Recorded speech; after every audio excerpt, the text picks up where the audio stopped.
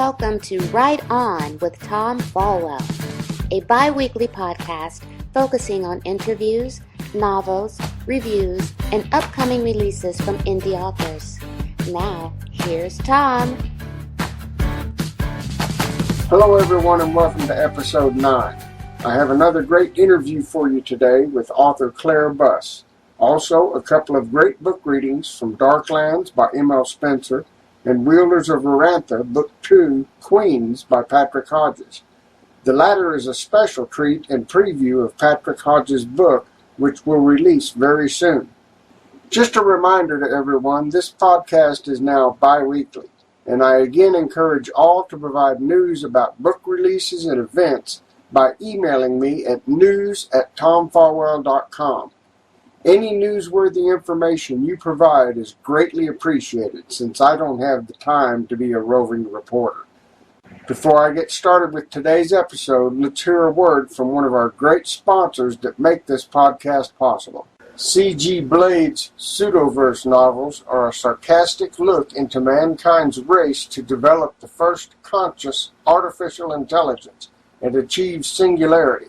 The problem is that most of the runners in this race are sadistic, hell-bent on destruction of DNA as we know it, and have a fondness for those missing a Y chromosome. Why, you ask? From cobalt to crimson to emerald, this is one wild, mysterious roller coaster ride as a hidden puppet master is slowly but surely gaining ground on humankind.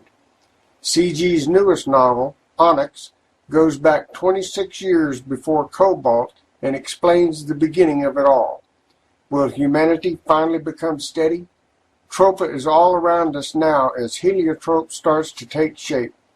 We hope you enjoy this little slice of science fiction heaven which fuses historical science fiction, satire, horror, and plenty of hidden Easter eggs along the way. Join us in liberating the pseudos from Pseudosynth Press Publishing. Next up is a review for a book called The Shard by Victoria Simcox. You will find a link to the book on the podcast page. The Shard, The Bernavim Chronicles, Book 2 by Victoria Simcox. Christina returns to Bernavim and continues her adventure in the magical land. While I find the writing superb and the characters wonderfully imagined, this story was not quite as good as the first book in the series, The Warble. Although I still think it is an excellent tale for children, the author continues a solid storytelling style that children will love. There's less action and adventure in The Shard, the story focusing more on the growing relationship of Christina and Prince Warian, though there are subtle hints about things throughout that are easily missed. As a personal preference, I tend to enjoy more action, but this was still a fun read. As with The Warble, I can easily see reading this story to a child and envision the fascination on their faces as it's read aloud. It's the perfect kind of story of magic, fairies, gnomes, dwarves, and other fantastical creatures that is just plain fun to read. I'm giving it 4 stars, as it seemed a bit slow to me, but that is a personal preference. The writing and story are solidly executed and portrayed. The real surprise comes in the last quarter of the story, when things really start happening, and I have to say, it ended far too soon. I'm now anxious to read the next book in the series. You can find this review and others on Amazon.com by Tom Fallwell. I hope to be able to start providing news about events that are of interest to the indie author community. So to get started for 2017, here are some conventions coming up very soon here in the United States that authors may find interesting. On June 25th, the Orlando and Comic Con in Orlando, Florida. On June 26th through July 2nd is PresCon in Charlottesville, Virginia. On June 30th through July 2nd, BleardyCon, Arlington, Virginia. June 30th through July 2nd, Geeking Out in Dothan, Alabama. June 30th through July 2nd, LibertyCon 30 at Chattanooga, Tennessee. June 30th through July 2nd, Magic City Con in Birmingham, Alabama. And finally, June 30th through July 2nd, SciFi in Kansas City, Missouri. If you would like more information about any of these conventions, just search for the convention title in Google or other search engines. You may also contact me through news@tomfallwell.com to request the exact title and dates. Now let's listen to a sample of the great new novel by M.L. Spencer, Darklands. This reading is an excerpt from her book, and you will find a link to the book on the podcast page. They call this the Ghost Waste. Darian nodded in silent acknowledgement. He hadn't been able to bring himself to speak to Azar in 2 days. The anxiety provoked by the absence of the magic field taxed his patience. He didn't trust himself to speak. Funny. Ever since he had made a purposeful decision to ignore the woman, Azar seemed hell-bent on conversation. They call it the Ghost Waste because the spirits of the wild roam this desert. Azar elaborated. She was leaning on her elbows over the rail beside him. Darian didn't reply. Instead, he focused his attention on the deck just under his feet and did his best to ignore her. The loss of the magic field made his skin crawl. Even after 2 days, he hadn't been able to rid himself of the feeling of infestation, like a host of parasites burrowing just beneath the surface of his skin. For the 20th time that hour, he scratched at the same red spot on the back of his arm. It didn't help. No matter what he did, he couldn't be rid of the feeling that there were insects crawling over him. It is said that the spirits of the wild are the shades of all the animals that once roamed these wastes, Azar went on. I cannot tell you if that is accurate. All I know is that they wander endlessly and hunger endlessly. They are very dangerous and must be avoided at all cost. Again, Darian could only bring himself to nod. She was speaking in answer to a question he'd never asked. He raked his nails over the back of his hand, then brought his arm up to scrub the acrid sting of smoke out of his eyes. The desert was cold and clear. Despite the darkness, it was just as parched as any desert he'd ever looked upon. Azar insisted that the Ghost Waste had been once a rich and fertile grassland. But that was before the desecration. Now, with no plants to hold down the topsoil, wind had eroded the steppe into the denuded expanse of black sand drifts. The thin line of the River Nelm followed a meandering course along the bases of the dunes, progressing ever westward. Darian glanced up and blinked, frowning intensely. Is that mage light? Ahead, in the distance, the horizon was bathed in a diffuse warm glow, like a blanketing ethereal haze. Those are the light fields of Bryn Calazar, Azar said, drawing herself up straight. When we reach the light fields, we will then be outside of the power vortex. There, you can feel safe again. Darian glared at her. His foul mood had as much to do with this woman's contempt for him as it had with the vortex. He grimaced, regretting ever speaking to Azar at all. He lowered his hand back to his side, taking comfort in Athanacris' presence. He scratched the demon hound on the back of the neck, running his hand up and over an ear. The beast leaned its head back, nuzzling Darian's thigh in gratitude for the attention. The boat glided onward, following the course of the river as it snaked its way around the gravelly base of an eroded drumlin. A breeze came up, pungent with the smell of coal soot. The glow on the horizon grew ever brighter as they neared, like a golden aurora washing the sky in sparkling tides of light. And then he saw the impossible. Vibrant, living fields of green. The black plains ahead miraculously yielded to the sprawling acres of verdant farmland, extending outward, away from them, as far as the eye could see. Darian moved forward, his hand fiercely gripping the steel rail of the barge. His mouth gaped in disbelief. Under the sinuous ribbons of mage light grew enough food to sustain all of Bryn Calazar. Perhaps all of Malachar. Lightfield, he whispered. You use mage light to grow your crops? How can that be? Plants require such a broad range of colors. How can you produce enough mage light to cover enough of the sun's spectrum? Azar smiled with pride. Many legacies were brought together long ago to produce the most effective blend of light. Darian regarded her in wonder. That explained the golden brilliance of the mage light that mirrored the light of the Wren's living sun. It was a mixture, the combination of many magical lineages. Because that's how sunlight worked. It wasn't like paint, where blending all of the colors together on a palette would only yield black. Sunlight was the result of mixing together every color of the rainbow, all at once. Such an undertaking, though. Such a tragedy. Blending enough magical legacies to produce this character of light must have required rivers of mage blood. God's mercy, Darian whispered, voice gruff with horror. How many deaths did that take? Not as many as you would think, Lazar assured him, looking both proud and dreadful at the same time. There were not many mages left after the desecration. All those trapped within the Lyceum were killed. So it took a lot of time, many generations, many years of starvation, until we could begin to approach the quality of light that was necessary. You're a light weaver, Darian spat almost accusingly. How many combined lineages are inside you? What tier do you rank?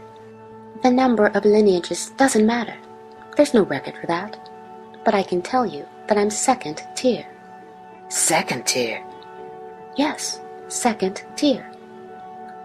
Darian spread his hands, indicating the wide swath of mage light that rippled across the sky above them. How could you come close to managing something as vast as all this if you're only second tier? Azar lifted her chin, her eyes hostile and seething. Because this is what we are trained to do. It is all that we do. When we arrive back at my village, I will weave the light. That is all I will do every day of my life until my death. Then someone else will weave the light after me. At last, Darian finally understood. He understood completely. He lowered his eyes, too appalled to gaze any longer at the verdant fields that lined the riverway. He understood the tremendous sacrifice it took to grow those fields, of the lives of the mages who sustained them. He walked back toward the stern of the boat, leaving both Lightweaver and Thanacris behind. Soft golden rays streamed down from the sky, dappling his shoulders and warming the skin of his face. Even the cool breeze moving across the bow couldn't suppress that glowing warmth. Darian closed his eyes. He spread his hands beneath the coruscating ribbons, savoring the warm texture of mage light. For just a moment, he felt almost content.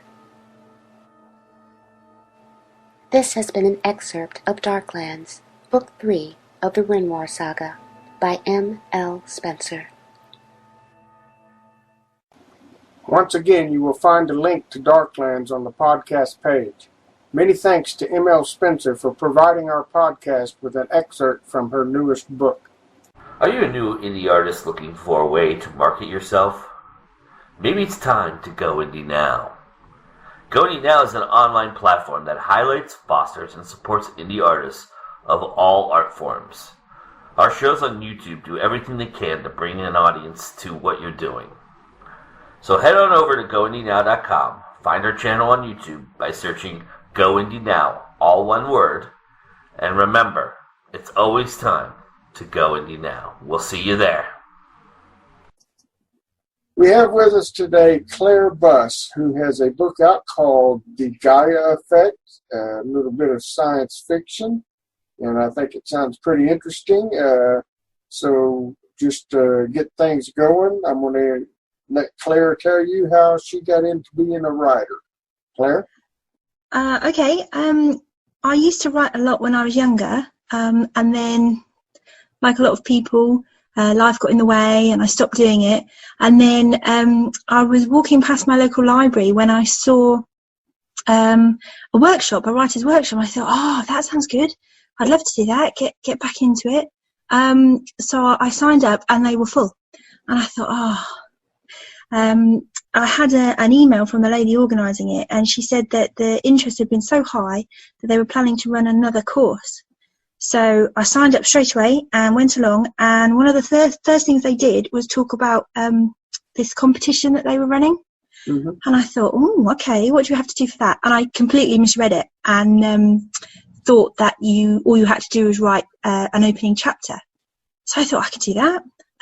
So I wrote the opening chapter for The Gaia Effect and submitted it and got through, which is very exciting. And then I realised that I had 3 months to submit the rest of the book. However, the rest of the book didn't exist. So it was a bit of a baptism of fire, really, getting into the writing gig. I was very fortunate in that I had a great mentor who helped me with the editing. He was actually a local published author. So, his advice was invaluable. And I came second in the competition, which was amazing. And part of the prize was to have my book published by an independent publisher, Mm-hmm. which is amazing. And so here we are. There we are with the book out, the Gaia Effect, and it's really lit a fire in my desire to be a writer. And I've been working on lots of projects since. What part of Great Britain are you from? I am from Barking, which is sort of right on the east end of London. Okay. Yeah. Have you found dealing with people online from different places in the world and everything, has it been helpful to you? It's been incredibly helpful. I have to say my experience of the indie author circuit, as it were, has been amazing. People are so friendly and they're so willing to share their experiences and to give you advice and, do blogs, do interviews, read your book, give you honest reviews. There's some great groups that I found, and there's been I've been interviewed by a lady in Dubai over YouTube, which was interesting. But I think if you're prepared to put a bit of work in yourself, it can be great, and it can be great to make contacts with people in other countries and see what works for them and what they're up to. I think it's really good. Yeah. Have you had any problems where I know we in the United States kind of speak a different kind of English than those in Great Britain sometimes. Have you had any problems with people trying to understand what you're writing or anything that are reading from in the United States? Well, interestingly, one of my beta readers was an American. She lives over here now in the UK, but she commented because one of my female characters is called Martha, and her nickname is Ma. And she said, every time I read that, I keep thinking about my mum. And I was like, what? Why do you keep thinking about your mum? She's like, because that's, short for mum in American. And I was like, okay. I'm not going to change it. So I left it as it was. But I did think that was quite amusing. Yeah, I've had same kind of experiences. It took me a while to get used to calling the trunk a boot. Some of the stuff I've read, but now that I have, I just find it kind of enjoyable to read from British authors. So it's kind of neat. Yeah. It's amazing how many differences there are. Mm-hmm. Yeah, there are just some words that that seem normal over here, and there's something like maybe a swear word over there or something. Yeah. It's kind of funny. The book you wrote, The Gaia Effect, why don't you tell us a little bit about that book? Okay, it's set 200 years in the future. There's been a mass event. There's been a Third World War, basically, and what the remnants of the human race have been scattered across the globe in these isolated cities, and my story takes place in City 42. And Douglas Adams fans will note that is, of course, the meaning of life. And we follow a young family. They are assigned a child because everybody is sterile and it's not possible to have children. Mm-hmm. So the entity that looks after everyone is called corporation. They grow children in a lab and they assign them to citizens. So our young couple get assigned their baby, and they're trying to figure out how to be parents and how to deal with this small baby and whether to use all the technology or not. And so there's a bit of uncertainty in there. And then within their friends group, some of the women start to fall pregnant naturally, and they're not quite sure how it's happened or why it's happened. And we find out that each of the characters have been visited by this blue lady, who we learn is Gaia, the spirit of the earth. I don't focus that much on her. She's more of a background character than a main character. But it's sort of looking at how they overcome these challenges and how they've been lied to by this entity that's supposed to look after them and protect them. And I can't tell you any more without giving it away. But don't spoil it. But it's been commented by a lot of people that it's easy to read. It's easy to read sci-fi because it's not heavily, it's not a space opera. It doesn't have spaceships in it. It's not heavily how do we call it? How do we describe it? Technical. No, it's not very technical. I mean, there is tech in there, but I think it's quite organic tech, and it's sort of based on things that we have now and how they might expand in the future. Where did you come? I mean, what inspired you to come up with this idea for this book? It's been an idea that's been knocking around in my head for a while. I always wondered what it'd be like if you couldn't have children and then suddenly someone has one. Like, how weird would it be? Mm-hmm. Would people mind? Would they think it odd, or would they think it exciting? And having had a baby of my own, how frightening it is, and how out of your own depth you feel, and you don't have a clue what you're doing. And it was just really using all of those experiences and emotions. And I'm not a planner, so I had no writing plan. I just sat down every day and wrote. And I was surprised at what happened, because I honestly had no idea what was going to happen next. So you're a panster. Yeah, okay. Definitely. I am too, so. Oh, good, yeah. I've started plotting a little bit, but I can't do too much plotting. No, because my mentor kept telling me off because I didn't have a plan. Mm-hmm. And I said, well, I don't know. I can't tell you what's going to happen until I finish writing it. I know how that feels. So you chose a dystopian type of setting for this. Was there any particular reason for that? I think, what's going to happen in 200 years' time? I mean, we could still be exactly the same as we are, or we could, things could be drastically different. And I think the difference in my dystopian novel is, rather than being doom, gloom, and end of the world, it's actually quite hopeful. Mm-hmm. There's a sliver of hope. There's a chance to make things better. And for once, the humans in my story decide to take that chance. So it's a hopeful novel, I think, and it kind of highlights the fact that we, as a species, need to work together with our planet.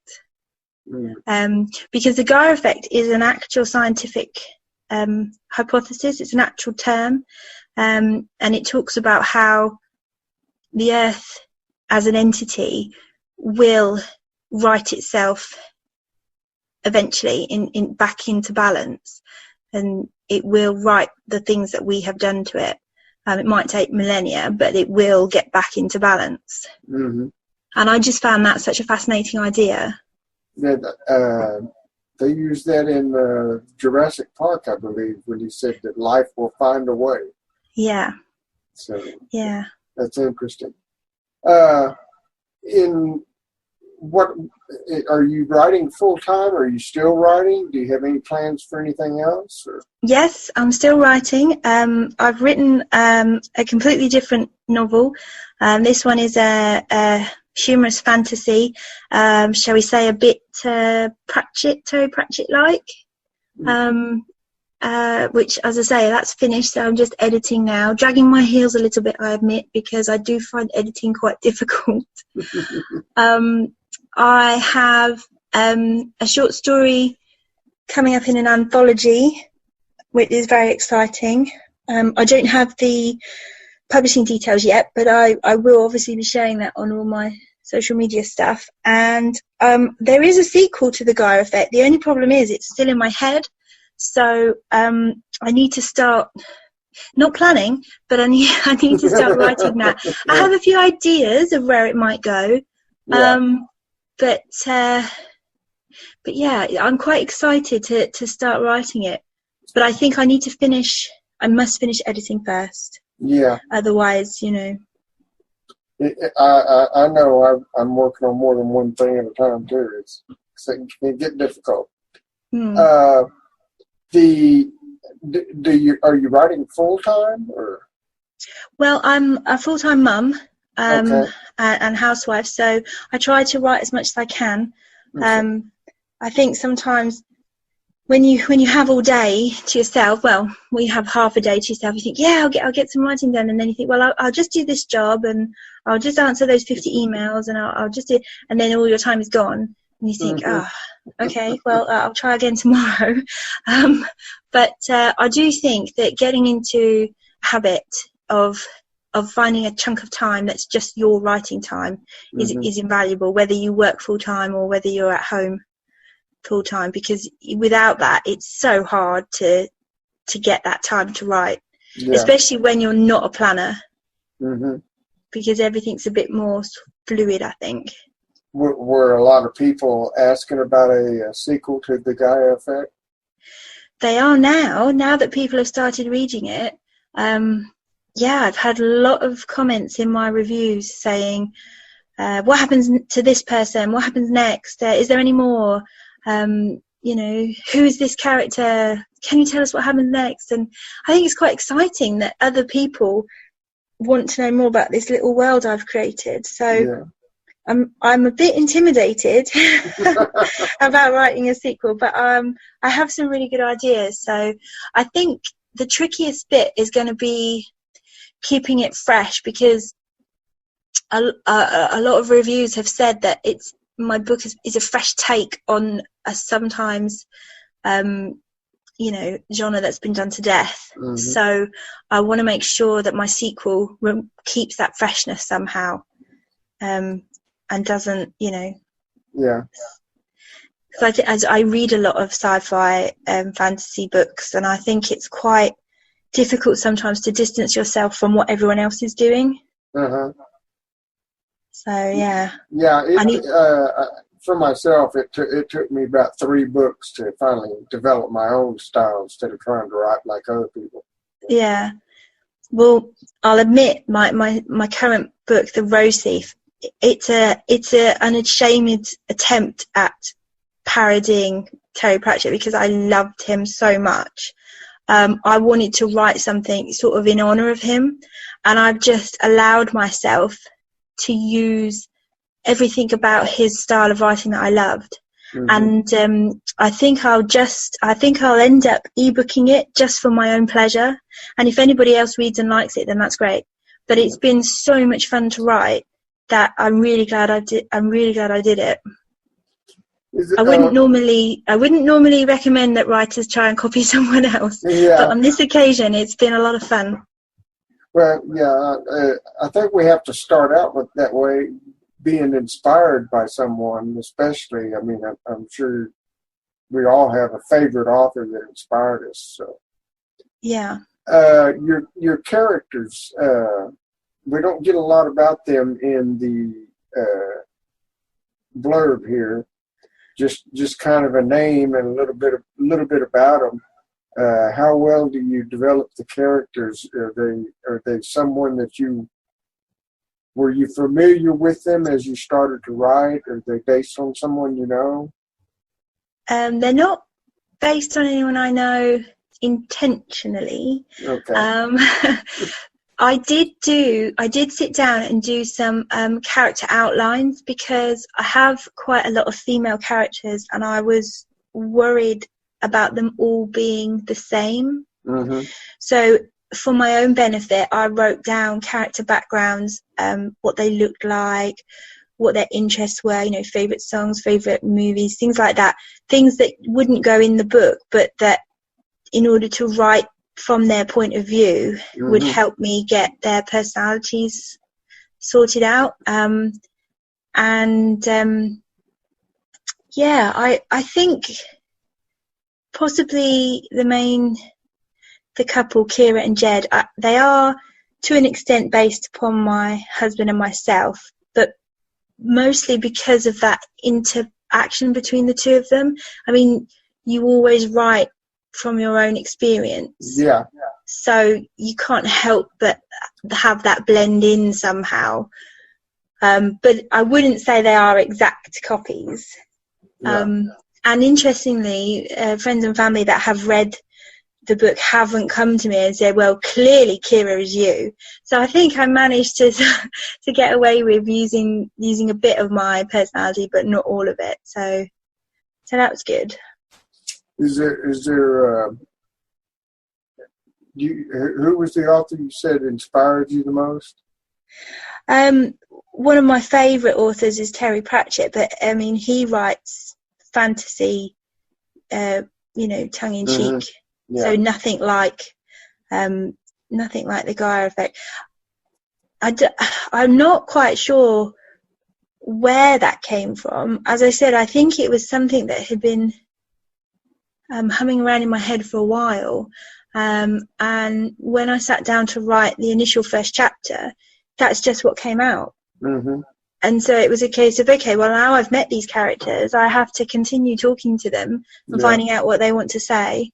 Yeah. And go from there. And there's been some brilliant twists and reveals that I didn't know was going to happen with some of my characters. And there's a few deaths in there and things like that, and some emotional scenes that I actually cried writing. So to have a reader come and to me and say, "Oh, that bit made me cry," I think, yes, my job is done. That's great.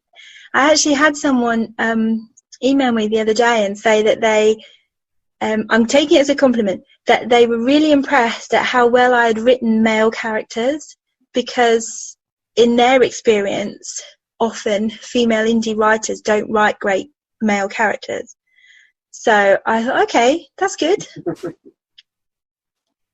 So the characters tell you what the story. I was just sitting here listening to you, and I was thinking that it's kind of fun to write a story, and you don't have no idea how it's going to turn out either. No idea. You're kind of along for the ride. Yeah, exactly, completely. And I'm always so impressed when I hear about how other people write and how they have these meticulous plans and the plot's all done, and and I did think to myself, have I done this wrong? Because that's not how I wrote. That's not how I write at all.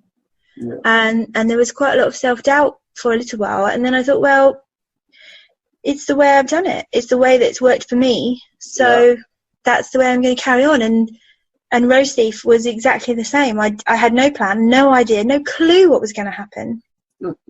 I just sat down every day and wrote, 1,000 words a day-ish.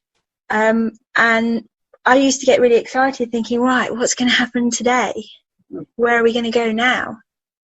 I suppose that means my subconscious is quite active.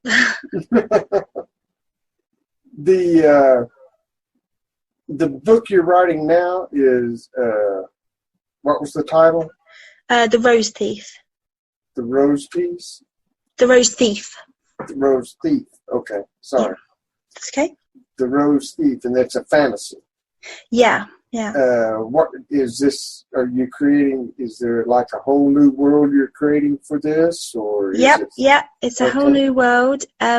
Currently, I still do not have a name for my city, so I really need to sort that out, because at the moment in my draft, every time the city comes up, it's XXX, which obviously I can't use. Yeah. But it's about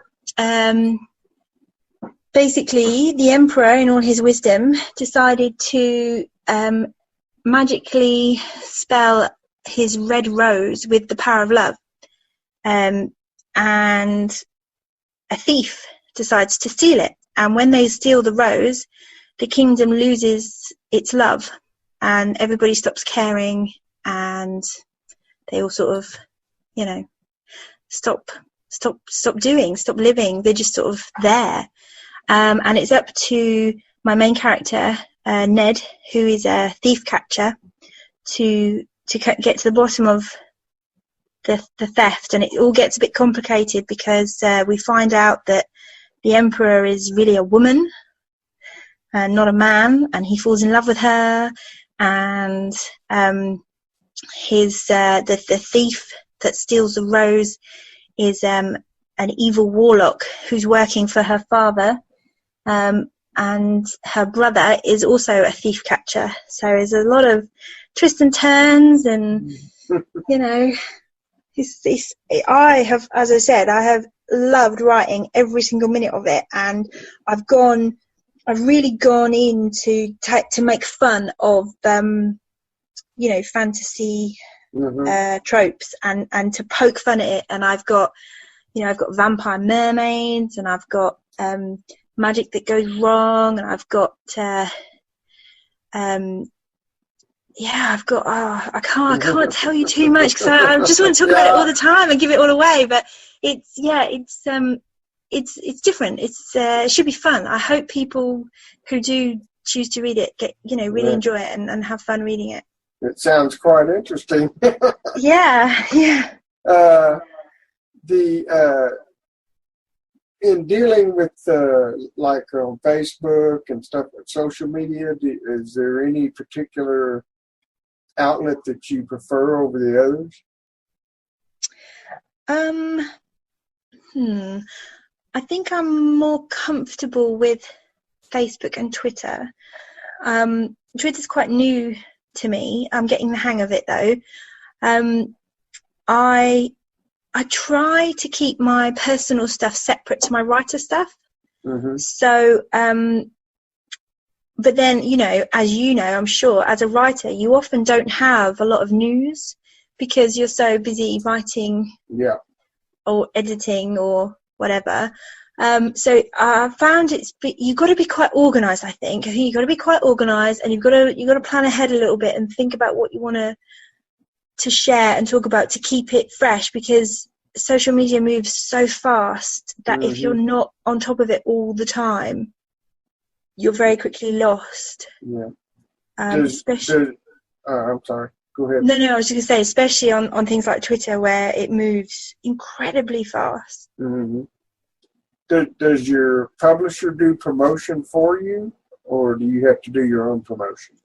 No, I have to do my own, because they're an independent press. Okay. You can pay them to do promo for you, but no, I decided to do it myself, and I've actually quite enjoyed it. As I say, meeting other people and getting involved with things like this, and blog. I did a blog tour, which I'd never done before. That was lots of fun.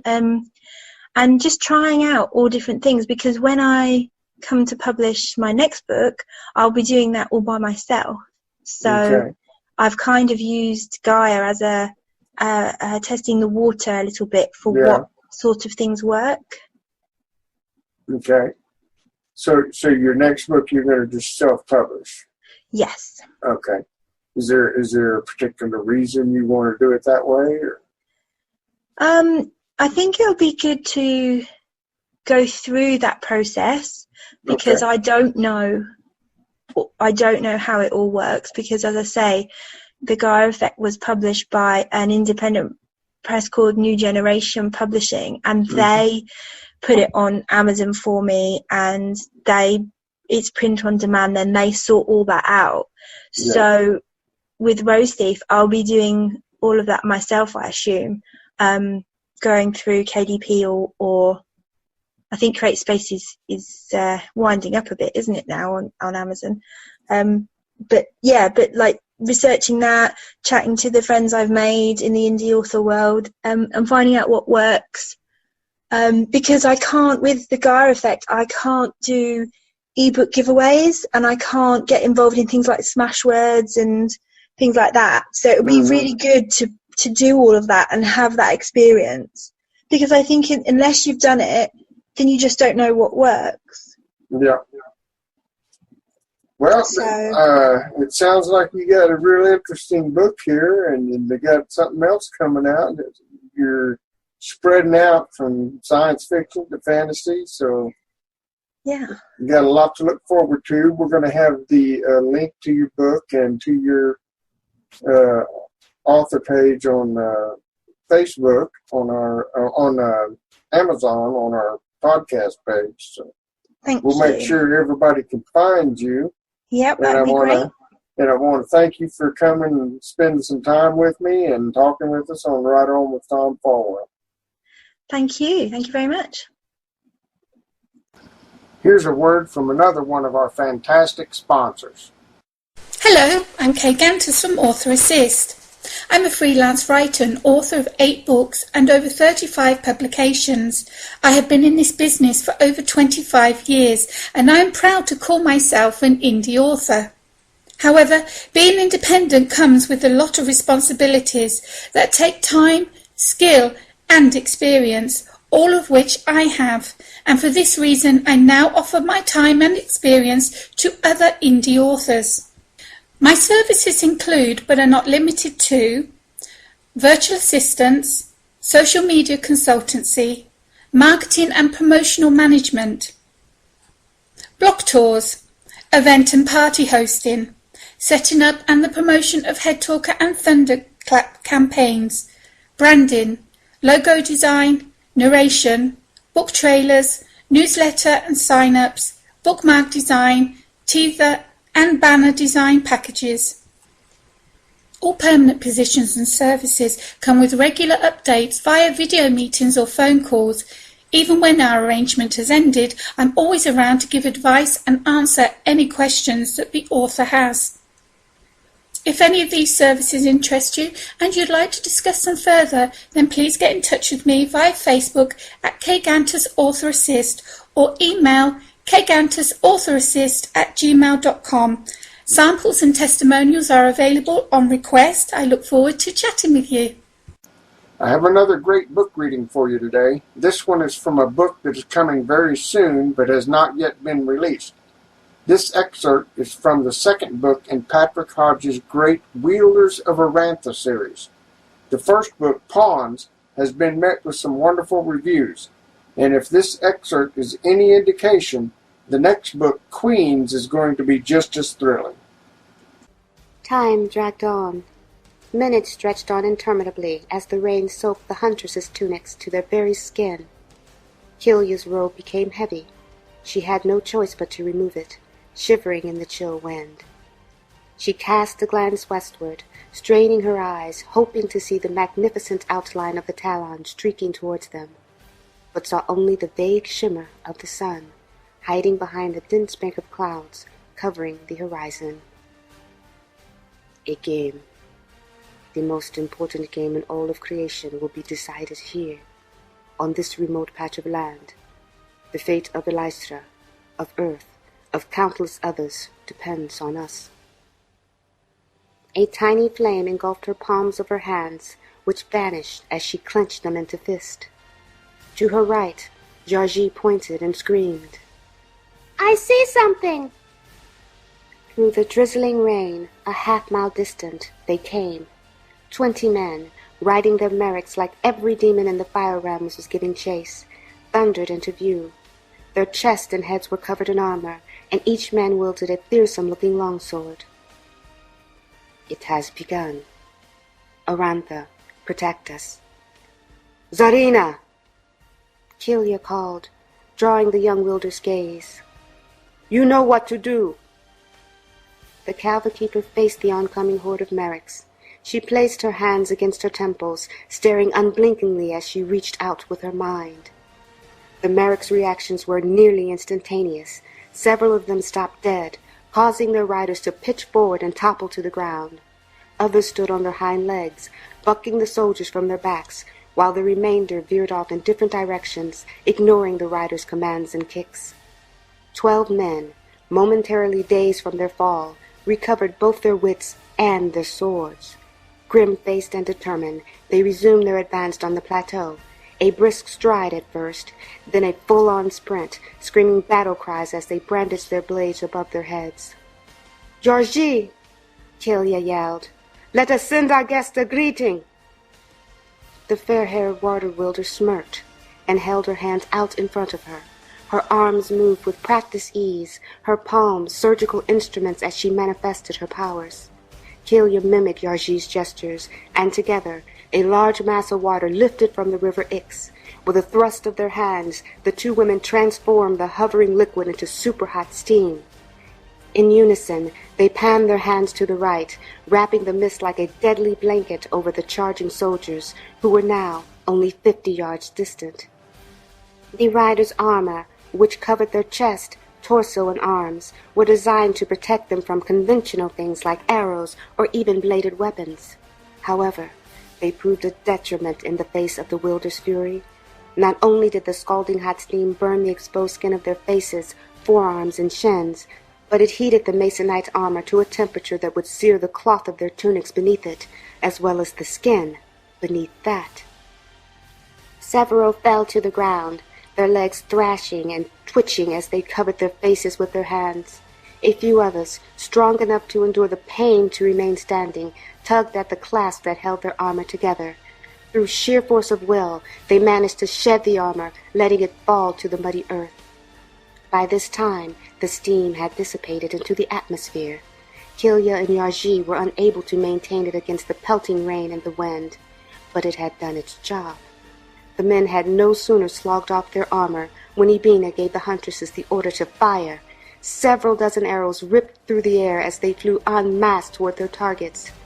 The merricless riders, still reeling from the previous attack, fell dead. Within seconds, the only signs of life displayed were spasmodic twitches from the few still drawing in their final breaths. The remaining attackers, having regained control of their mounts, rode away to report their comrades' fates to whomever commanded them. "Shall I stop them, Protectress?" Zarina called. "Save your energy, Zarina," Kilya said. "The day is young." A great whoop arose from the huntresses below. Yarji, Zarina, and even Nyla sported relieved smiles. They'd managed to stop the first wave with 0 Extrayu casualties.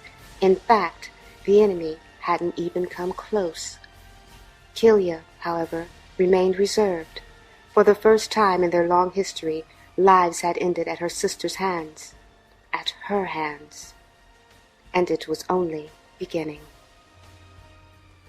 This has been an excerpt of Wilders of Arantha, Book 2, Queens, by Patrick Hodges. Well, we're out of time for this episode. Thanks to everyone for listening, and I will be back in 2 weeks with another great episode of Ride On with Tom Fallwell. Until then, all you authors out there, I just want to say, ride on.